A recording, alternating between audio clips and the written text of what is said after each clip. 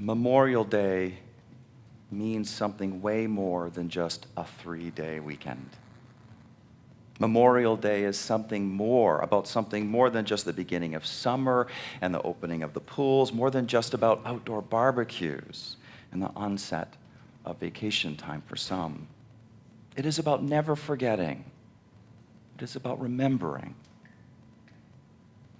For many of the military vets in this congregation, it is about remembering family members and loved ones and comrades. My earliest memories, says Jerry Hadjushevitz, were going to the graves of 2 of my uncles who died in World War II. Uncles dead, uncles living and father living, who never let me forget about the horrors of war and the nobility of sacrifice. Gordon Love, he remembers his brother-in-law, who told him about the time he returned to the States after 2 tours as a foot soldier in Vietnam, arriving at the airport in San Francisco and still in uniform. A person spit on him. Others yelled verbal insults. Gordon goes on to say that his brother-in-law generally doesn't have very much to say about his time in Vietnam. As for David Spearman, he says, I always think of my namesake, David Jacobs, my parents' best friend who was killed in World War II. Also my cousin Jeff Spearman, who served in Vietnam and died about 10 years ago from the effects of Agent Orange. Also my friend Alex, killed in action after only 5 months in Vietnam. These are solemn remembrances, and how can they not be? War is a tragic thing that spiritual beings having a human experience too often endure, both as fighters whose lives are taken away from them, but also as civilians whose deaths are at a 10-to-1 ratio to the deaths of soldiers. Never mind the abuses visited to civilian and soldier alike, which they must live with every day for the rest of their lives. We must remember all of it. We must never forget. My personal journey to this started in Canada, in elementary school, on a certain day of the year when our teachers would distribute plastic red poppies to all the students. And I remember awkwardly pinning the thing to my shirt, sometimes stabbing myself, with a tiny silver needle. But I wanted to wear that red poppy. This is Canada, so the certain time of year I'm talking about is November 11th. But the purpose behind it was similar to Memorial Day here in America, to never forget. And originally it was called Armistice Day, to commemorate the armistice agreement between the Allies and Germany that ended World War I. It was signed on the 11th hour of the 11th day of the 11th month of 1918. As a student, I was asked to memorize a certain poem written by a fellow Canadian named John Makar, who was long dead by that time, but I learned he had been a medical doctor, just like my dad, and also that he had been a poet. This is what he wrote in 1915 while in Belgium, in a field that bloomed red with poppies. In Flanders fields, the poppies blow between the crosses, row on row, that mark our place. And in the sky, the larks, still bravely singing, fly, scarce heard, amid the guns below. We are the dead. Short days ago we lived, felt dawn, saw sunset glow, loved, and were loved. And now we lie here in Flanders fields. Take up our quarrel with the foe. To you, from failing hands, we throw the torch. Be yours to hold it high. If ye break faith with us who die, we shall not sleep, though poppies grow in Flanders fields. John McCrae was not personally known to me, like Jerry knew his uncles, or Gordon, his brother-in-law, or David, his namesake, his cousin, and his friend. But within his words, I felt the stirring of John McCrae's manhood and life, and I also felt the echo of the death of my great-grandfather, a Ukrainian kulak.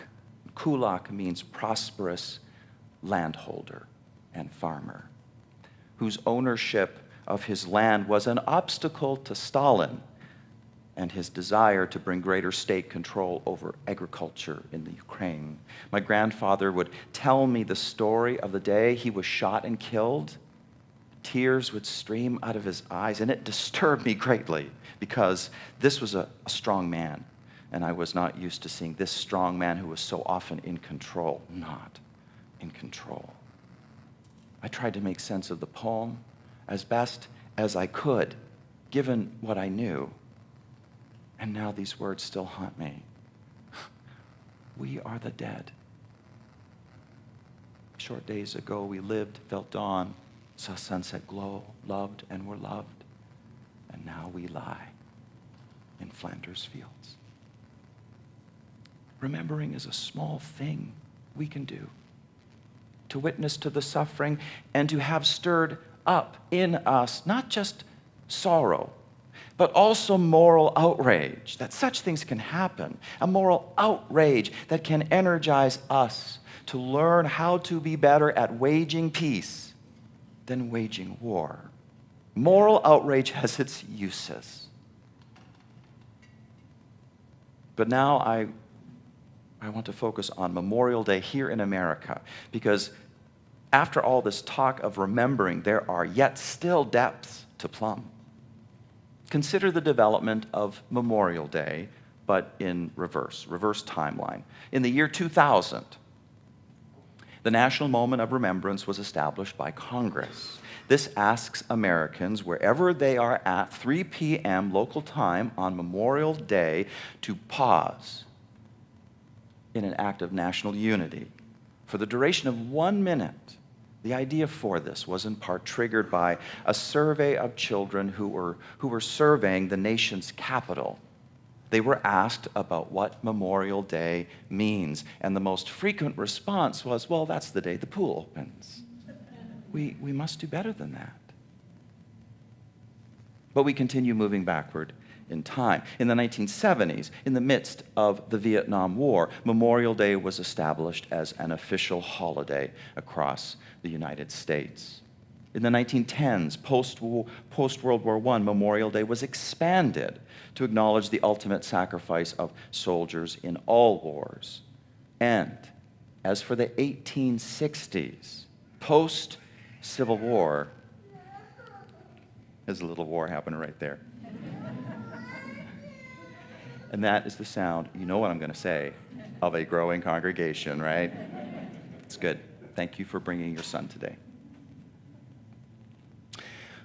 1860s, post-Civil War. This is when Memorial Day is created for the purpose of honoring the Civil War dead. That is the origin. Or so they say. It is actually not that simple. It turns out that when you plumb the deep depths of the original Memorial Day celebration, what you find are competing observances. Now listen.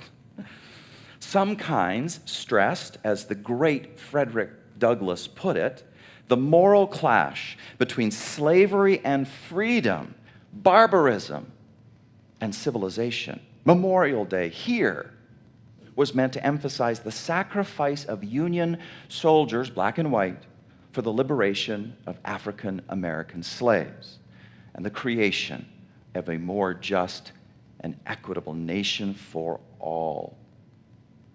Other kinds of Memorial Day celebrations, however, were sensitive to the fragile state of the country after the war and sought to emphasize a spirit of national healing and reconciliation between southern and northern states. After all, and above all, what this required was forgetting. Forgetting that the Confederate slain ultimately fought for an evil purpose. Forgetting that all their courage and all their sacrifice could not mitigate, forgive that sordid fact. Forgetting is what Horace Greeley explicitly called for while campaigning for the American presidency in 1872. This famous newspaperman, this famous social reformer, and this famous Universalist said in Richmond, Virginia, in an African American congregation, "I entreat you to forget the years of slavery and secession and civil war now happily past. Forget that some of you had been masters, others slaves, some for disunion, others against it, and remember only that you are all now and henceforth free people." In this kind of Memorial Day celebration, of which the 1868 version, spearheaded by Union General John A. Logan, was the first instance, 5,000 observers adorned the graves of more than 20,000 Union and Confederate soldiers entombed in Arlington National Cemetery. And a poem like this might have been spoken on the wind, by the flow of the inland river, whence the fleets of iron have fled, where the blades of grass, of grave grass quiver, asleep are the ranks of the dead, under the sod and the dew, waiting the judgment day, under the one the blue, under the other the gray.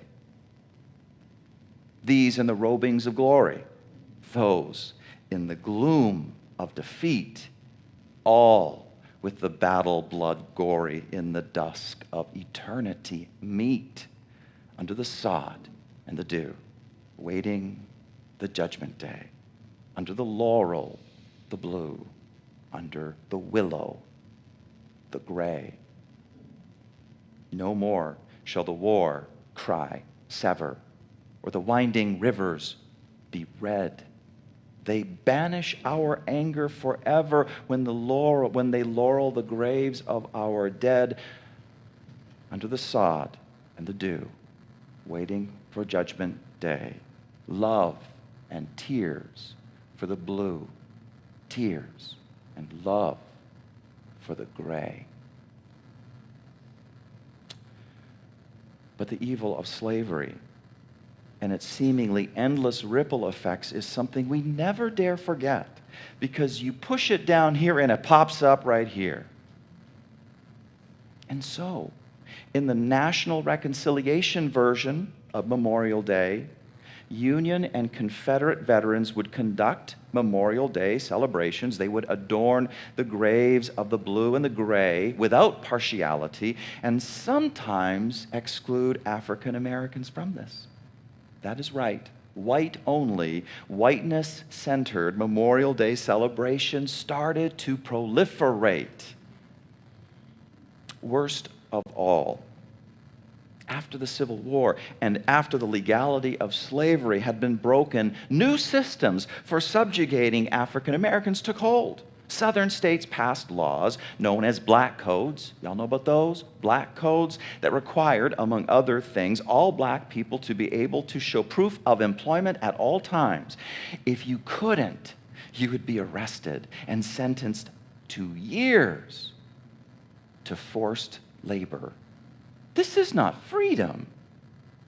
Then there was the rise of vigilante justice, the KKK and other groups, whippings, lynchings, torchings of schools and businesses. You dare not be successful because you become a target if you are an African American. Forget the evil of slavery, and you invite more of the same. Push it down here, and it pops up here. Jim Crow, segregated schools, segregated water fountains, the Southern strategy, and the continued racism of our time. All of this reflects the power of the great forgetting that Horace Greeley and others recommended as a way to move beyond the Civil War and repair the country. And Frederick Douglass knew that.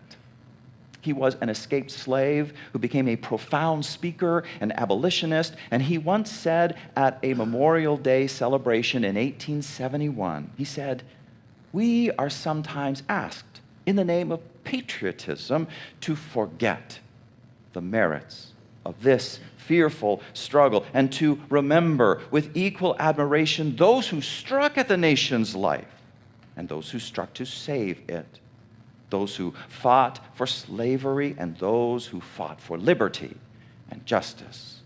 I am no minister of malice. I would not strike the fallen.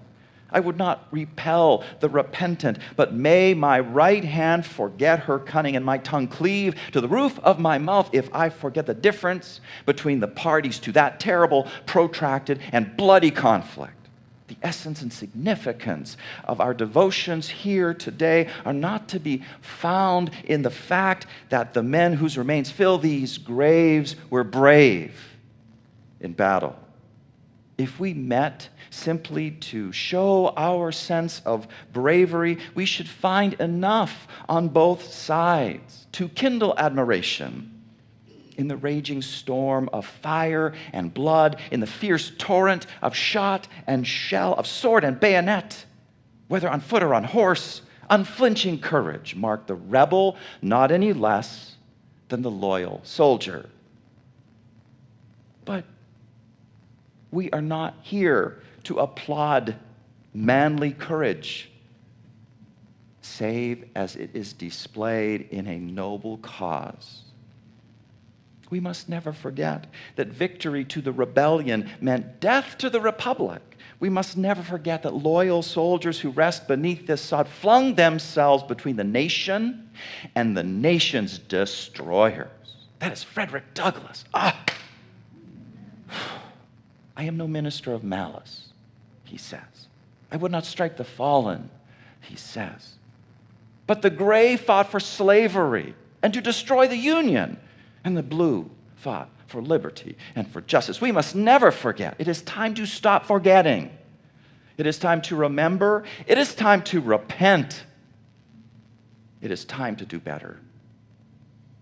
I have spoken of competing Memorial Day observances. Now I will share with you the very first observance, the one that was before the 1868 observance spearheaded by General John H. Logan.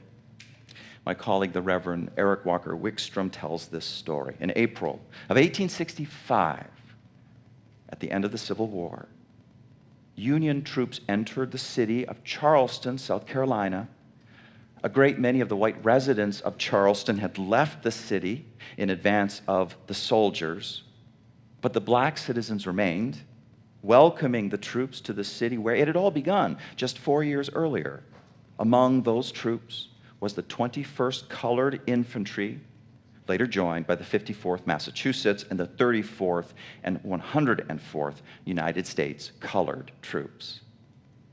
Near the war's end, the Confederacy had erected a makeshift prison for Union soldiers in what had been the Washington Race Course and Jockey Club. The conditions were horrendous, and it is recorded that 257 of the Union soldiers died of disease, all hastily buried in a mass grave. David Blight, a history professor at Yale, discovered archival records which showed that in April of 1865, black workmen from Charleston disinterred the remains of those soldiers, reburied them with proper respect, and then built a tall fence around this new cemetery. On its archway entrance, they placed a sign that read, "Martyrs of the Race Course." According to the records, David Blight, the Yale historian, found included a contemporary report from the New York Tribune on May 1st as they dedicated this ceremony. 10,000 people paraded along that racetrack in what the correspondent called a procession of friends and mourners as South Carolina and the United States never saw before. The procession was led by 3,000 black school children carrying armloads of roses and singing the Union marching song, John Brown's Body. Several hundred black women followed with baskets of flowers, wreaths, crosses. Then came black men marching in cadence, followed by contingents of Union infantrymen. Within the cemetery enclosure, a black children's choir sang, "We'll rally around the flag." They sang the Star-Spangled Banner. They sang some spirituals. And then they were followed by a series of black ministers who read from the Bible. That is the story. The first Memorial Day observance wasn't neutral on the issue of valor unto death. It mattered what you fought for. And it was created by African Americans to remember slavery and the liberation from slavery and the sacrifice of hundreds of thousands that fought and died to make that possible. It has been long since taken away from them.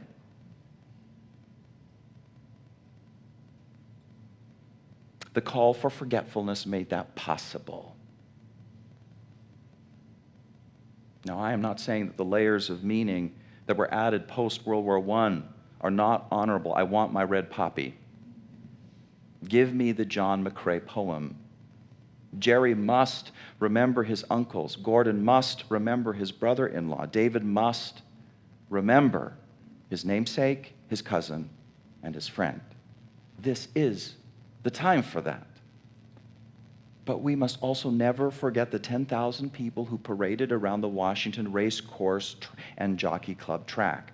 We must never forget the sign that was put on that new cemetery, Martyrs of the Racetrack. We must never forget the 3,000 black school children carrying armloads of roses and singing that Union marching song, John Brown's Body. We must never forget the several hundred black women following them with baskets of flowers and wreaths and crosses. We must never forget the black men marching in cadence, followed by contingents of Union infantrymen. We must never forget the black children's choir singing, "We'll rally around the flag, Star-Spangled Banner," spirituals. We must never forget those black preachers who read from the Bible.